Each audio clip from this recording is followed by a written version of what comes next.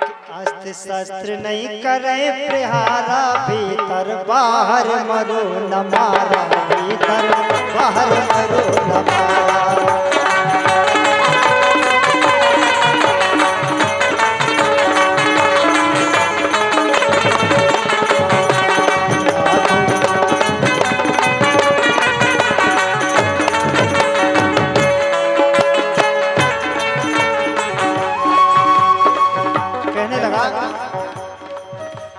धरन न मरहु आकाशा, नाई धरन नहीं मरहु आकाशा, करे न सुर नर धनुज विनाशा।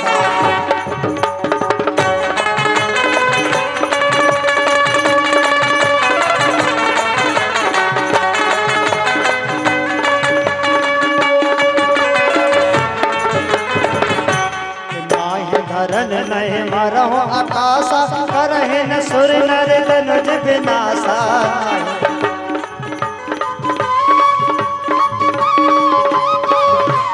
अति बलवान अति बलवाहु खाहु नहीं शंका, तीन लोक में बाजे टंका, तीन लोक में बाजे टंका, तीन लोक में बाजे टंका, तीन लोक में।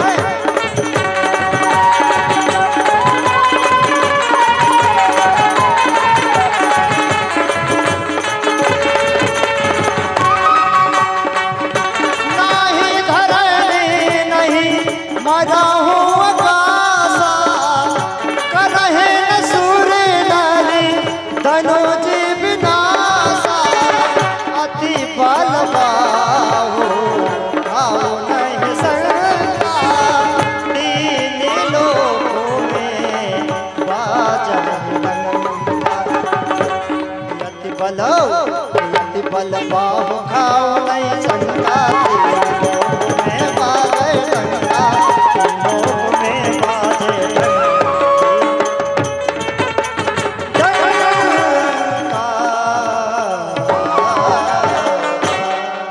ना को दिवस रेल में मारे, ना को दिन में मारे, न रात में मारे, न जल में मारे, न अग्नि में मारे, न अस्ते मारे, न सस्ते मारे, न भीतर मारे, न बाहर मारे, न धरती पे मारे, न आकाश में मारे। कहने का मतलब हमें कोई मारे नहीं। चौपाई की रचना कैसी लगी?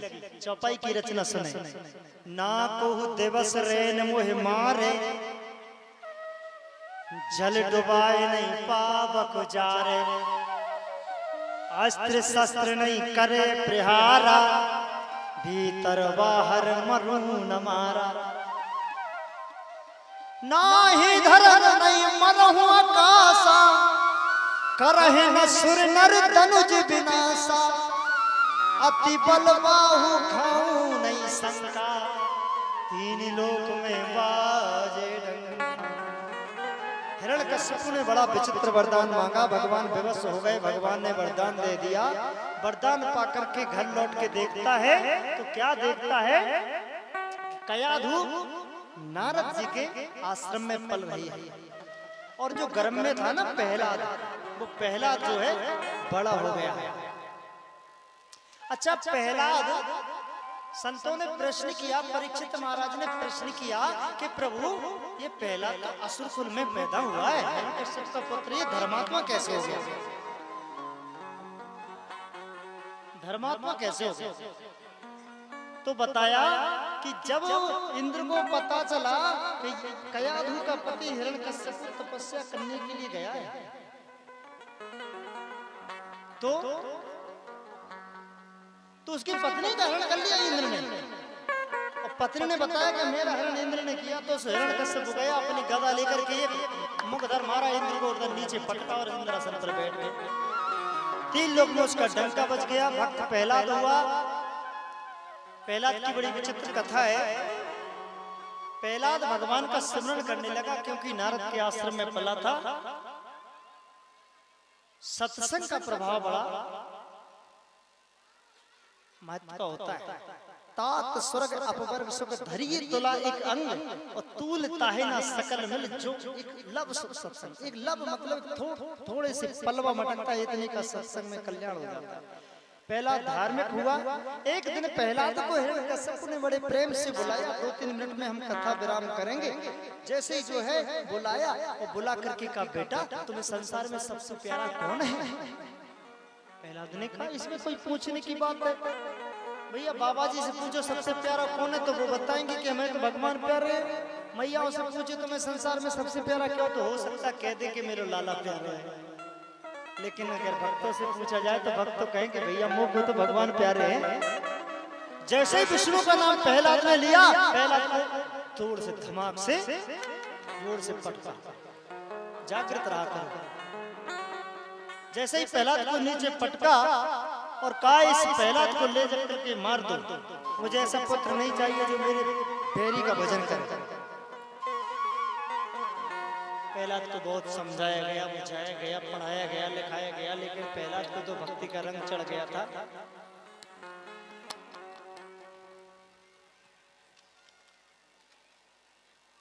प्रहलाद एकांत में जाता, छोटे छोटे बालकों को ले जाता और बालकों को ले जा करके और बड़े जोर से भगवान का भजन करता और भजन करता। सभी बालक जितने भी वहां पर जय हिरण्यकश्यप बोलते थे, सभी नारायण नारायण बोलने लगे।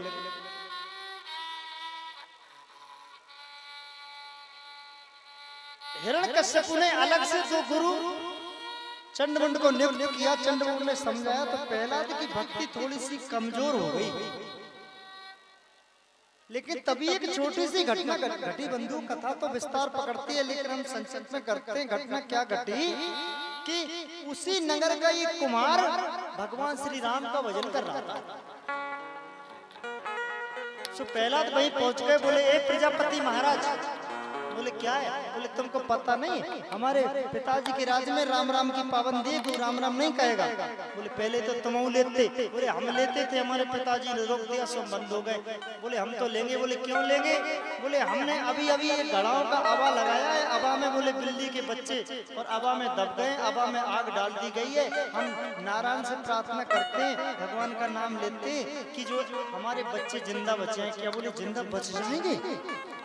बोले, हाँ, नारायण को सच्चे हृदय से पुकारोगे तो जिंदा बच जाएंगे।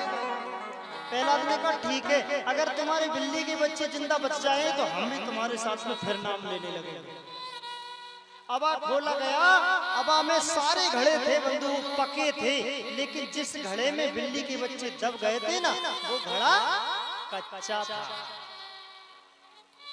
और वो बच्चे भी म्याऊ म्याऊ कर रहे थे। प्रहलाद को पुनः भक्ति जागृत हुई और प्रहलाद की जब भक्ति जागृत हुई तो प्रहलाद ने सारे बच्चों को इकट्ठा किया। तो इकट्ठा करके कहने लगा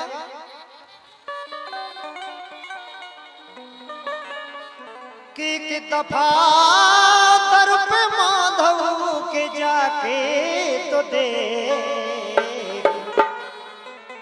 प्रहलाद ने कहा सभी भक्तों से, सुने बड़े भाव से, कि दफा दर पे माधव के जाके तो दे,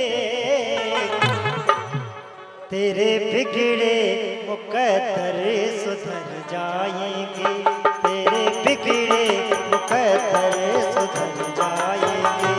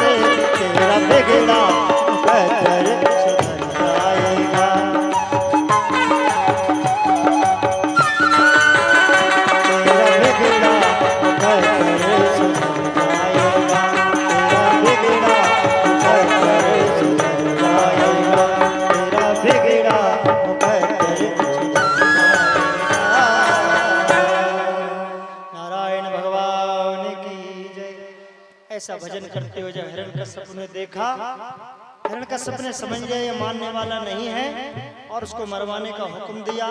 हाथियों के नीचे कुछ पाया, माता वसुंधरा ने रक्षा करी और पहाड़ों से गिरवाया, सांपों से कटवाया, जल में डुबाया, आखिर अपनी बहन होलिका को बुलाया, होलिका ने गोदी में बिठाया और प्रहलाद को जलाने का उपक्रम किया बंधु, लेकिन होली तो जल गई और प्रहलाद बच गए। एक दिन हिरण्यकश्यप ने स्वयं प्रहलाद को खम्भे से बांधा और खम्भे से बांधकर कहा, बता अब तेरा नारायण कहाँ है। पहला तो भैया समदर्शी रहे, सिया राम में सब जग जानी, करूं प्रणाम जोर जुग पानी, उनको तो सब में भगवान देखे। उन्होंने अपने पिताजी से कहा, पिताजी भगवान कहाँ नहीं है ये पूछो, ए मत पूछो कि भगवान कहाँ है, भगवान तो हर जगह है। जिस खम्भे से तुमने मुझे बांध रखा भगवान तो उस खम्भे में भी है। हिरण्यकश्यप को बड़े जोर से क्रोध आया, उसने एक मार घुमा करके गदा जोर से खम्भे में, अरे गदा ही मार दो भैया, बैठे बैठे क्या करते। और जैसे ही गदा मारी और जोर से जो है आवाज हुई और नरसिंह भगवान प्रकट हो गए। बोले नरसिंह भगवान की। और भैया बड़े जोर से जो है नरसिंह भगवान दहाड़ने लगे। विकट गगन मुख देत दहाड़े, गूंजे शब्द गगन तन फाड़े, मानव देह सिंह कर सीसा, भगना खून कुलस समखीसा, नाहि मनुज नहीं सिंह स्वरूपा, नर सिंह रूप विचित्र अनूपा, लक स्वरूप निश्चर घबराया, सह में ब्रह्म सुरन भय खाया। बड़े जोर से नरसिंह भगवान प्रकट हुए, जिनका मुख तो शेर का था, पूरा शरीर मनुष्य का था, बड़े बड़े उनके नाखून थे और मुख से आग की ज्वालाएं निकल रही थी। और जैसे ही जो है नरसिंह भगवान को देखकर भयभीत हो गया हिरण्यकश्यप और भागने लगा। नरसिंह भगवान ने हिरण्यकश्यप को पकड़ा, पकड़ के घसीटा, घसीट के देहरी पर लाए और देहरी पे बैठ करके देहरी पर धर गोद में अध डूबे नव भानु, नरसिंह तन धर नखन से सुलये असुर के प्राण। नरसिंह भगवान ने उस असुर से पूछा, बोल इस समय दिन है का? बोले नहीं, आधा इसी समय की बेला है, आधा अंदर है, बोले आधा बाहर है। बोले मैं भीतर हूँ की बात नहीं, बोले आप देहरी पे हो। बोले अस्ते मार रहा हूँ कि सस्ते नहीं, बोले नाखून से मार रहे हो। बोले मुझे पहचान मैं कौन हूँ, मैं मनुष्य हूँ के शेर हूँ? बोले ना प्रभु आप मनुष्य हो ना शेर हो। कहने का मतलब जो शर्तें थी पूरी शर्तों को पूर्ण किया और पूर्ण करके नरसिंह भगवान ने प्रहलाद को परम अपने धाम दिया और भागवत बनाया, परम भागवत का पद दिया, अपनी भक्ति प्रदान करी। नरसिंह भगवान ने बड़ी सुंदर स्तुति करी। तुम हो दीन दयाल जा पर तरसो ही पावही, सुर सफल मुनि सनकादि विधि कर चोर सब गुण गावही। करुणा का करुणा यतन जन दीन द्रिवत होए, यह बर दीजिए गुण तीत शांत स्वरूप प्रेम अनूप रस बस पीजिए। बहुत सारी स्थितियां है इसमें संचित है। आज नरसिंह भगवान का ये प्रकरण समाप्त होता है। अब भगवान श्री राम जी का अवतरण बड़े संक्षिप्त में आप सुनेंगे। आदो राम तपोवनादि गमनम, हस्तवा मृग कांचनम, वैदेहरणम जटाउ मरणम, सुग्रीव संवासनम, बाली गम समुद्र तरणम, पंचद्वापर कुंभकर्णम, तीद्रा रामायणम। यह रामायण है। रामायण जो रामायण की जो कथा है ना, ये आप सभी जानते हैं। रामायण की कथा को मात्र आप 5 मिनट में सुनिए। रामायण की कथा क्या है, शांति का दान देंगे। ये जो अवध जिसका कभी वध नहीं होता, वो परम आत्मा रूपी अयोध्या है ना, उस अयोध्या में 10 इंद्रिय निग्रह रूपी दशरथ राज करते हैं, जिसमें भक्ति रूपी कौशल्या की गोद में परम विज्ञान स्वरूप भगवान श्री राम का जन्म होता है, जिसमें भाव रूपी भरत होते हैं, सत्संग रूपी शत्रुघ्न होते हैं और नियम रूपी लक्ष्मण होते हैं। सुनिए बड़े गौर से। उस हृदय रूपी अयोध्या में जिसका कभी वध नहीं होता, उस अयोध्या में 10 इंद्रिय निग्रह रूपी जो संयम रूपी दशरथ होते हैं, और जब भक्ति रूपी कौशल्या की यहाँ परम प्रेम रूप, परम विज्ञान रूप, परम ज्ञान रूप भगवान श्री राम का अवतरण होता है, तब अंधकार को दूर करने वाले गुरु रूप विश्वनाथ पधारते और उनको योग रूपी जनकपुर में ले जाते, माने योग की शिक्षा देते। जब योग की शिक्षा देते तो उनके अंदर शक्ति पैदा होती है, तो शक्ति और विज्ञान का समावेश होता है बंधु। शक्ति और विज्ञान का समावेश होता है, दोनों की शादी होती है, तो शक्ति रूपी सीता और परम विज्ञान ज्ञान रूपी राम दोनों का विवाह हो जाता है। और राम जी का ही विवाह नहीं होता, सारे भाइयों का विवाह होता है। और जब सारे भाइयों का विवाह होता है ना, तो वहां पर अयोध्या में आने लगते हैं और एक छत्र राज करने की व्यवस्था बनती है, जब तक कुमति रूपी कैकई और राम जी को अज्ञान रूपी वन में भेज देती। राम जी उस अज्ञान रूपी वन में जाकर के ज्ञान रूप प्रकाश करते, संतों को दर्शन देते, तो भाव रूपी भरत चित्रकूट में भैया थोड़ा सा बैकग्राउंड कम कर।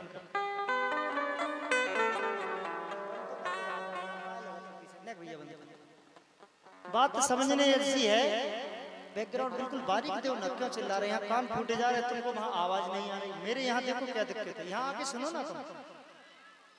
कितनी काम की बात मैं आपको बता रहा हूँ, उसको सुनिए। अब बीच में दिक्कत हो जाती है, कैमरा वाला कुछ गौर नहीं करता, बस ठाके लगा के हंसता रहता है, कब काटना है कब घुमाना है उसे कोई मतलब ही नहीं है। चाहे हम कुछ भी बोलते रहे, उसको तो भरने से मतलब है, फिर काटेगा, फिर उल्टी सीधी बातें बनेंगी उसमें।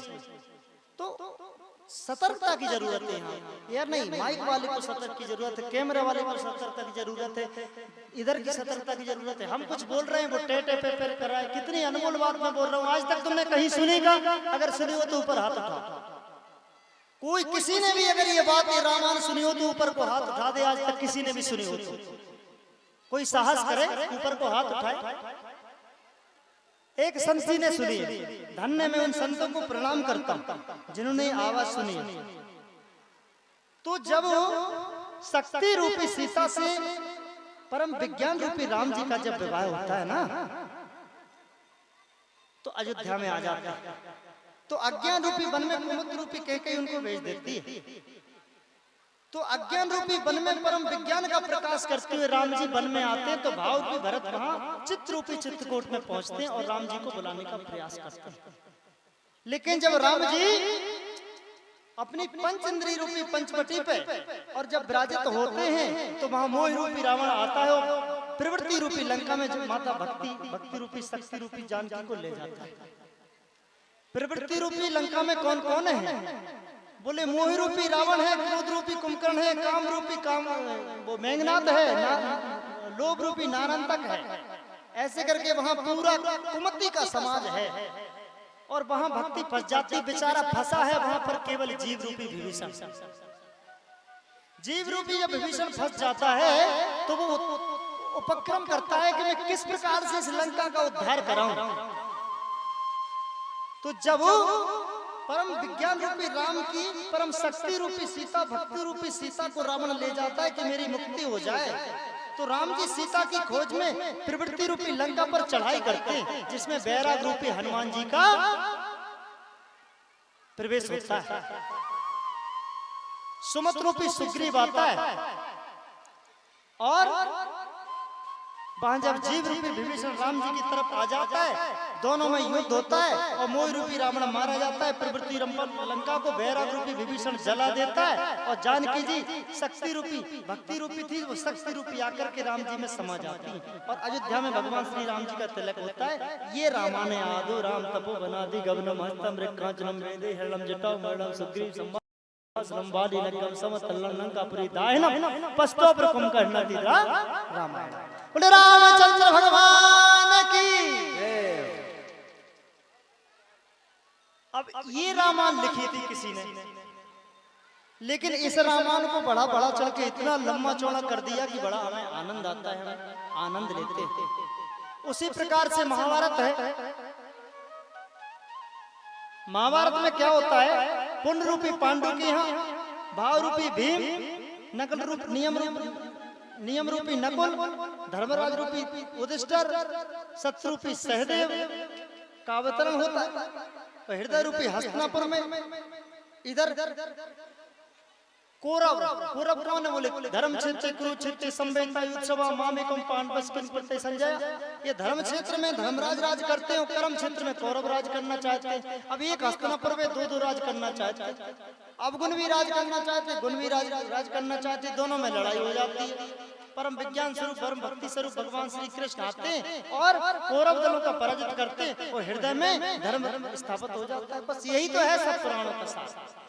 लेकिन उन पुराणों का सार न लेकर के बहुत बड़ी बड़ी कथाएं यहाँ आई हैं। आइए अब हम संक्षिप्त में भगवान श्याम सुंदर के पावन चरित्र में प्रवेश करते हैं। गोविंद जय जय हरि गोपाल जय,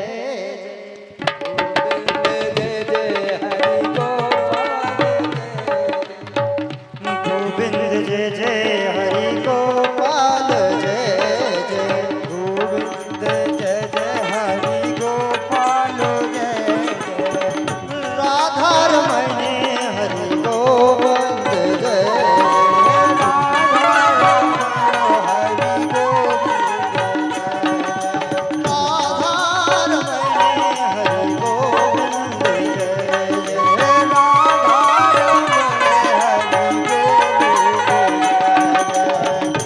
गोविंद जय जय हरि गोपाल जय जय, गोविंद जय जय हरि गोपाल जय जय, गोपाल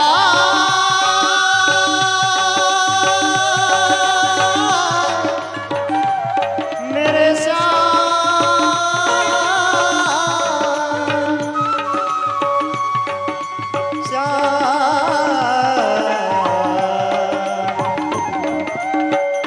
गोविंद जय जय बोलो गोपाल जय जय, गोविंद जय जय गोपाल जय जय, राधा रमण हरि गोविंद जय जय, बोले गोविंद भगवान की जय।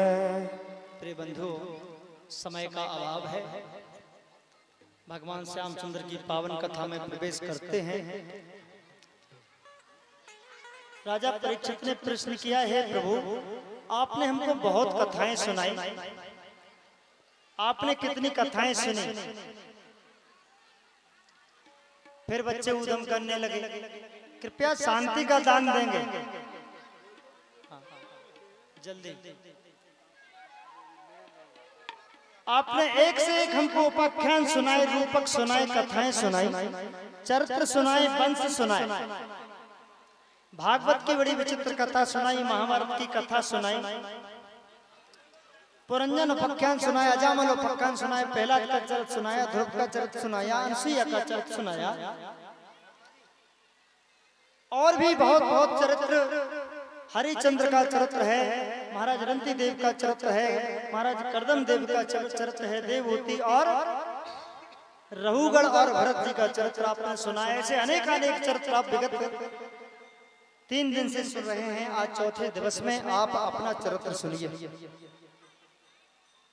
मात्र मैं यहाँ 10-15 मिनट का समय लूंगा। 15 मिनट में आप अपने काम की बात समझ लीजिए, आप कौन है। सुखदेव जी ने कहा, भगवान अब हम यदुवंश की परम गाथा सुनना चाहते हैं। यदुवंश कौन है, कहां से इनकी उत्पत्ति होती है। ऐसे पावन यदुवंश में मेरे बाल कृष्ण लाल प्रकट हुए। बच्चों को रोको, कथा डिस्टर्ब होती है।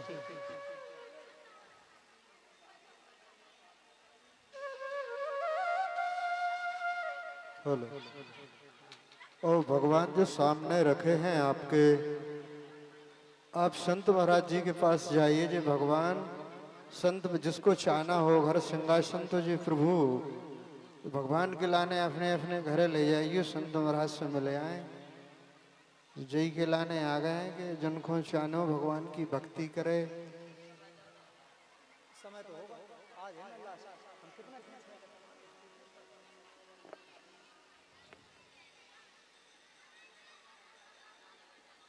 कृपया शांति का दान दें। परीक्षित को समझाते हुए श्री सुखदेव जी महाराज बोले, नारायणं ब्रह्मं यत्रि चंद्रमां तारा बुद्धस्या प्रर्वायो वर्षेस्त्यायो सतायो रथा विजय दशा। हे राजा, नारायण होते हैं, नारायण के नाम से ब्रह्मा जी उत्पन्न होते, ब्रह्मा जी से अत्रि जी होते, अत्रि से चंद्रमा मित्र इत्यादि सुने थे आपने। चंद्रमा से बुद्ध का उत्पन्न होता है, बुद्ध से आयु होते, आयु से प्रौरवा होते, प्रौरवा से अयाति हुए, अयाति से यदु होते हैं। बोले महाराज थोड़ा सा विस्तार से बताइए। बोले चंद्रमा ने एक बार अपनी गुरु की पत्नी तारा को रख लिया, उससे बुद्ध की उत्पत्ति हुई, बुद्ध कि प्रौरवा हुए, प्रौरवा ने उर्वशी से प्रेम किया, प्रौरवा उर्वशी से सुतायु सतायु रथ और विजय और जय नाम के 6 पुत्र हुए। इनमें से जो आयु था, आयु की पत्नी का नाम प्रभा था, प्रभा से नहुष, छत्रवती, रम, रजी और अनेगा हुए। इनका मात्र नाम सुनने से आपको संपूर्ण 7 दिन की भागवत का फल मिलता है, क्योंकि यदवंश है। महाराज नहुष ने ब्रज कुमारी से विवाह किया, उससे यति, अयाति, संयाति, अयक्ति, व्यति और कृति नाम के पुत्र हुए। और महाराज अयाति जिस समय राज कर रहे थे उसी समय एक घटना घटती। वो घटना कौन सी घटती है कि महाराज अयाति के राज्य में उसी समय एक बृहस्पति नाम का असुर राज करता था, और बृहस्पति के राज में महाराज शुक्राचार्य जी रहते थे। शुक्राचार्य जी की पुत्री का नाम देवयानी था, और देवयानी और बृहस्पति की पुत्री शर्मिष्ठा दोनों आपस में सहेली थी। गौर से सुनना। एक दिन वो नदिया पर स्नान करने गई, संयोग से कपड़े उड़ गए, देवयानी के कपड़े शर्मिष्ठा ने पहन लिए, शर्मिष्ठा के कपड़े देवयानी ने पहन लिए। देवयानी तो नाराज हो गई, और देवयानी ने कहा कि अब तो हम पिताजी से कहेंगे। पिताजी क्या करते थे, जब असुरों और देवों में संग्राम होता था तो जो असुर मर जाते थे अपनी मृत संजीवनी विद्या से उनको जिंदा कर देते, इसलिए बड़ी सेवा थी शुक्राचार्य जी की, बड़ा आदर था बृहस्पति के राज में। शर्मिष्ठा ने सोचा अगर ये जाएगी तो जरूर अपने पिता से कह देगी, और पिता से कह देगी ना तो पिता नाराज हो जाएंगे, फिर देवासुर संग्राम में हमारे पिताजी हार जाएंगे। सो उसने क्या किया, शर्मिष्ठा ने कहा कि बहन बहुत प्यास लगी है, चलो कुएं पे पानी पिए ना। पानी पीने के लिए गए। पहले शर्मिष्ठा ने पानी खींचा, देवयानी को पिलाया। देवयानी का बहन अब तो मुझको भी पिला दे। और जब देवयानी पानी खींचने लगी, शर्मिष्ठा ने बंदूक पीछे से धक्का दे दिया, धड़ाम से देवयानी कुएं में गिरी। शर्मिष्ठा तो खुश होती है, अपने घर आ गई कि चलो ठीक हुआ, ना रही बांस ना बजी बांसुरी। इधर देवयानी कुएं में किसी लता के सहारे पड़ी रही। उसी समय चक्रवर्ती सम्राट जो अयाति थे वहीं शिकार खेलने के लिए निकले थे। जोर से आवाज आई, बचाओ बचाओ बचाओ, किसी कुएं में से आवाज आ रही है। ना इस राजा ने देखा कोई अबला इस कुएं में पड़ी हुई है। कहा देवी तुमको यहाँ किसने पटक दिया? बोले राजन पहले मुझे बाहर तो निकालो। राजन ने वहीं से कुछ कांस लिया, कांस को बटा, रस्सी बनाई, रस्सी नीचे डाली, रस्सी कुछ ढीली थी। 7 फेरी देवयानी खा गई, 7 फेरी इधर ऊपर राजा खा गए। रस्सी मजबूत हो गई, खींचा, लेकिन रस्सी तो ताजे कांस की थी, हरे कांस की थी। रस्सी टूटने लगी। जैसी देवयानी कुएं में गिरने की हुई, राजा ने हाथ बढ़ा दिया, देवयानी आई। देवयानी का हाथ में हाथ राजा अयात के हाथ में आया, और देवयानी ने कहा राजन मैं शुक्राचार्य जी की पुत्री हूं। इतना कह करके और देवयानी अपने घर पे आ गई।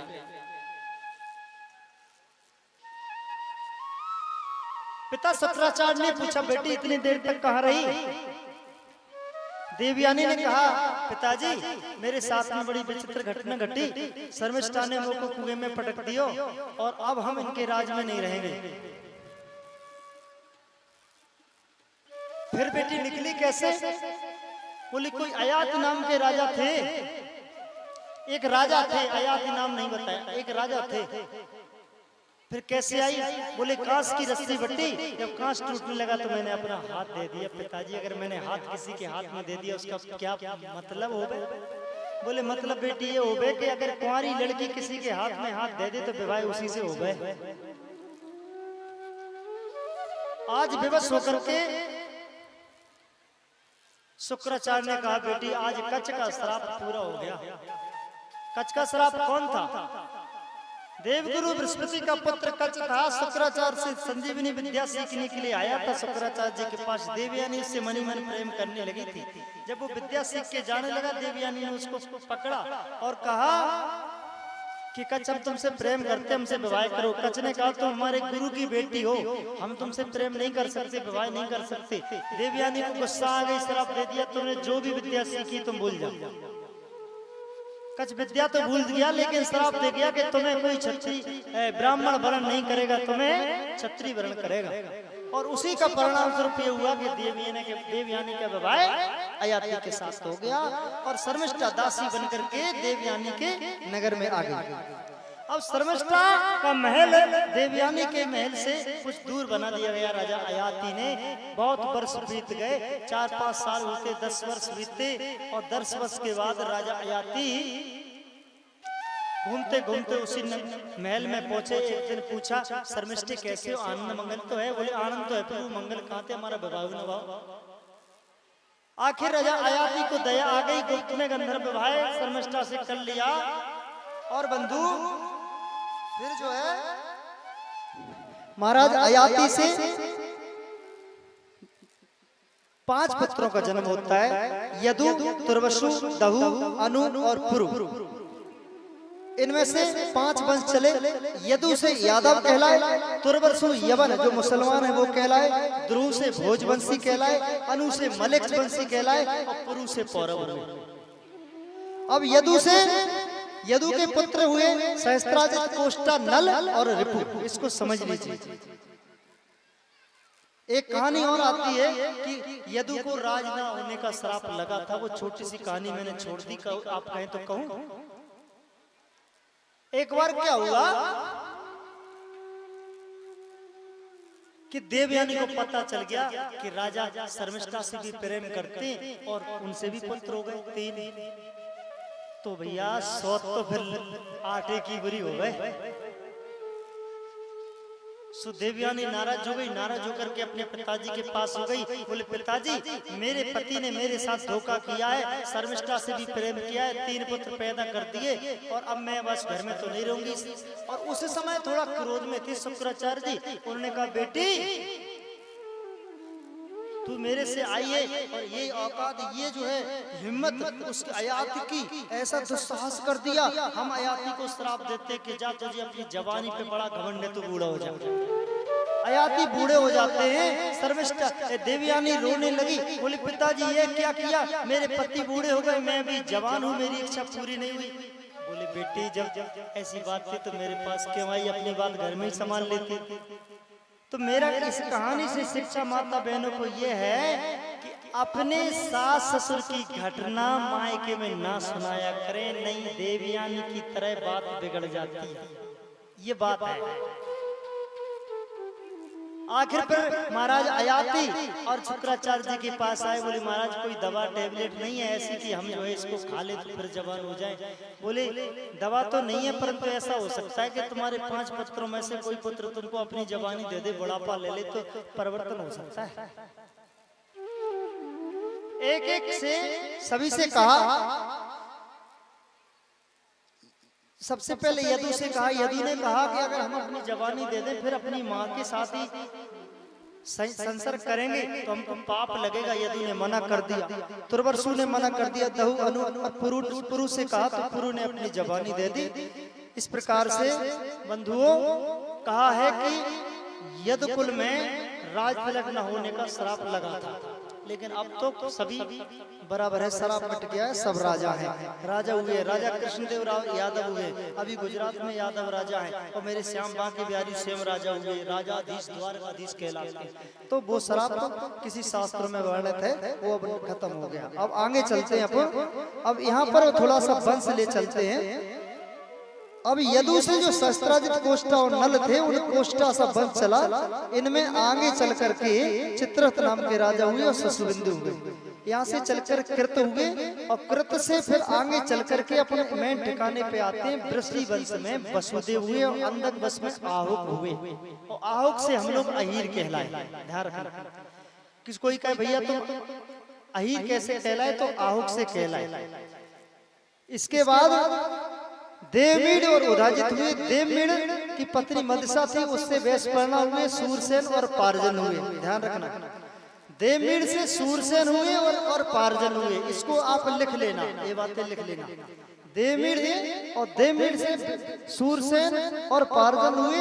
देवमीड़ से मदसा से सूरसेन हुए, और सूरसेन से जो मारिया थी उससे वसुदेव हुए। ध्यान रखना, और जो दूसरा पुत्र पार्जन था ना, उससे नौ नंद हुए। अब कहते हैं भैया के नंद यादव नहीं है, गुजर है। यहाँ तो बता दिया डायरेक्ट। पार्जन देवमीड़ के दो लड़का हैं, एक सूरसेन एक पार्जन। सूरसेन के वसुदेव और पार्जन के नंद। और इधर उनकी कुछ पुत्रियां हुई थी, 5 प्रथा, सुरदेवी, सुरकीर्ति, सुरसेवा, राजा देवी, और जो उज्जैन ब्याही थी, और जो सुरकीर्ति थी, सुरसेवा थी, सुरदेवा थी, जो शिशुपाल की मां थी, और सुरदेवा से दमगु से शिशुपाल होता है, और देवमीड़ वैशपर्णा से पार्जन, और पार्जन से उपानंद, अवनंद, नंद बाबा, सुनंद, कर्मनंद, धननंद, ध्रुवनंद, युगनंद और बल्लभ, ऐसे करके 9 नंद हुए। अब बंधुओं, वसुदेव की पत्नी रोहिणी जो थी, उससे एक सरपट में बोलते कहानी चले गए। बोले बलराम भाई, और बोले बलराम भाई और देवकी से भगवान श्री कृष्ण भाई। सो पूरा जो है जल्दी जल्दी कह दिया। सो परीक्षित महाराज ने विराम लगा दिया। बोले महाराज रुको रुको रुको, कन्हैया की कथा जरा विस्तार से सुनाओ ना। यदो कुले चंद्रवंशीयाभिरम तस्या समुत्पन्नं वीरसेनाधयो नृपः। अब महाराज, एक जो आहुक नाम का राजा था, उस आहुक नाम से उग्रसेन और देवक नाम के 2 भाई थे। देवक से जो उग्रसेन नाम का लड़का हुआ, वही राजा बना। उसकी पत्नी का नाम पवन रेखा था। और पवन रेखा एक बार अपनी सहेलियों के साथ भ्रमण करने के लिए बगीचे में आई। सो वहां दुर्मिलिक नाम का एक वानर, एक दैत्य था। सो वो जो है उग्रसेन का स्वरूप धारण करके और रानी से संसर्ग किया। उसके परिणाम स्वरूप कंस, नेवक्रोध, अनकान, शंकु, सुमित, राष्ट्रपाल और कन्याएं कंसा, कंसवतु, सुतदी और राष्ट्रपाल का नाम से ये पैदा हुए। और देवक के यहाँ देवमान, उपदेव, सहदेव, देवरक्षित और पुत्रियां हुई बिरकदेवा, उपदेवा, देवरक्षिता, श्रीदेवा, शांति देवा, सहदेवी और देवी। बोली देव की मैया की। आज देव की मैया और वसुदेव जी का विवाह यदि कुल के जो कुलगुरु हैं वो गर्ग जी कराते हैं। अब देखें आप, बड़ी पावन कथा यहाँ से प्रवेश करते हैं।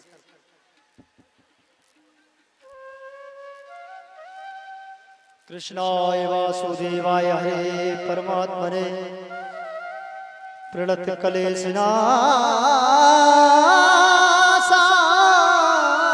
गोविंदाय नमो नमः। मथुरापुरी विदित जग पावन, भोज वंश नृप बसई सुहावन। आहुक नृप अहीर तहि राजा, रहे राजपुर सहित समाजा। सब विधि सुखित सुदृढ़ राजधानी, बसई प्रेमी पूरन सब प्राणी। जुग सुत सुघर मही पत जाए, उग्रसेन देवक कहलाए। राजपाट अग्र सुदीना, आग विपिन गवन तप कीना। उग्रसेन सतव्रती अरुज्ञानी पतिव्रता पद्मावती रानी। उस पद्मावती पवन रेखा के गर्भ से वहां कंस का अवतार होता है, जन्म होता है। कंस बड़ा दुराचारी है, बालापन से उपद्रव सीख लो सब कंस। उग्रसेन मन विवश भय पुत्र भाव विषदंस, पूर्व जन्म की तपस्या ब्रह्मा से वर पाए, और हरिहर विदुर नंसो कंस न जीतो जाए। आज देवकी का विवाह होता है, और देवकी का विवाह किसके साथ होता है? मैंने बताया वसुदेव के साथ होता है। सूरसेन सामंत सुहाने, श्री हरि भगत परम सुख माने, वसुदेव सब वेद विचारी, संग देव की भामर पर। वसुदेव जी के साथ देवकी का विवाह होता है। ध्यान रखना बंधुओं, कंस देवकी को बहुत चाहता है, बड़ी लाडली बहन है। आज विदा करने के लिए कंस स्वयं रथ हाँकता है। वसुदेव और नव दुल्हन और जो है देवकी रथ में सवार हैं, और जो है रथ धीरे धीरे चला जा रहा है।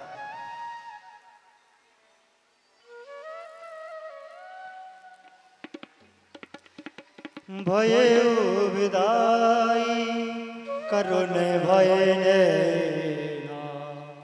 सो विदाई छैने कहते बने। भये विदाई करुण भयने